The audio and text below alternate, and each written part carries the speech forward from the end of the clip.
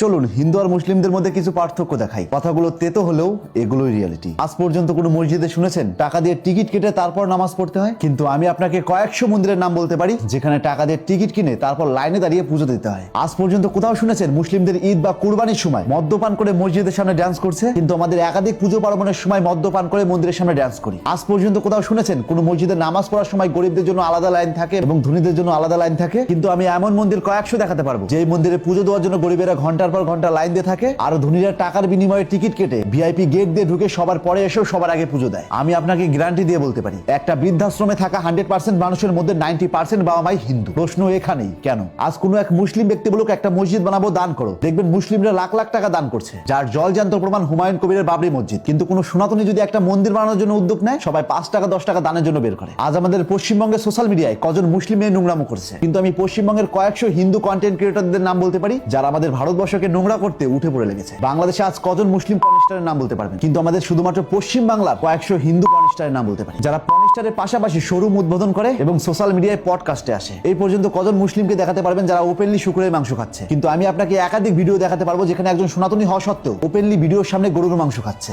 আজ পর্যন্ত মুসলিম ধর্মগুরু মোহাম্মদ সাল্লাল্লাহু আলাইহি ওয়াসাল্লাম ও কোরআন নিয়ে একজন বাজে মন্তব্য করেছেন আর সমগ্র মুসলিম প্রতিবাদ করেনি, এরকম ঘটনা কটা দেখাতে পারবেন? কিন্তু আমাদের ভারতবর্ষ হিন্দুস্তান হওয়া সত্ত্বেও একজন সনাতনী বলছেন রাম মুসলিম ছিলেন, একজন নেত্রী ব্রাহ্মণ হওয়া সত্ত্বেও সবার সামনে হোলি মুবারক বলছেন, কেউ কেউ বলছেন শিবলিঙ্গ বেকার জিনিস, কিংবা রাস্তায় শ্রীরামের পোস্টার পড়ানো সত্ত্বেও কজন সনাতনী প্রতিবাদ করেছেন। আর যখনই আমরা এই বিষয় নিয়ে কথা বলবো তখন আমাদের পশ্চিম বাংলা ধুতি পাঞ্জাবি পরিহিত কিছু ভণ্ড ধর্ম প্রচারক আমাদের সেকুলার মুসলিমদের দালাল, এমনকি সনাতনী বিরোধী বলে। তো তাদের উদ্দেশ্যে একটা কথাই বলতে চাই, আপনি যে চেঁচাচ্ছেন সনাতনী জাগো সনাতনী জাগো, এট ফার্স্ট আয়নার সামনে দাঁড়িয়ে নিজেকে প্রশ্ন করুন আপনি নিজে জেগেছেন তো? যদি সত্যিই জাগতেন তাহলে অন্য ধর্মকে কটূক্তি না করে নিজের ধর্মটাকে আগে কারেকশন করতেন এবং আমাদের সনাতন ধর্মশাস্ত্র যারা সবচেয়ে বেশি বিকৃতি করেছে সেই অত্যাচারী ব্রাহ্মণদেরকে সবার আগে বয়কট করতেন। বিশ্বাস করুন আমি খুব ভালো করে জানি আমার কথাগুলো খুব তিতা, যার জন্য সবাই সহজে গিলতে পারে না। আর মানতে কষ্ট হলেও সত্য সবসময় তিতাই হয়। তবে এটা তেতো হলেও উপকার আছে। আপনার মূল্যবান মতামত জানান কমেন্ট বক্সে। তাই আজ থেকে চোখ খুলুন আর এরকম ইন্টারেস্টিং ভিডিও প্রতিনিয়ত পাওয়ার জন্য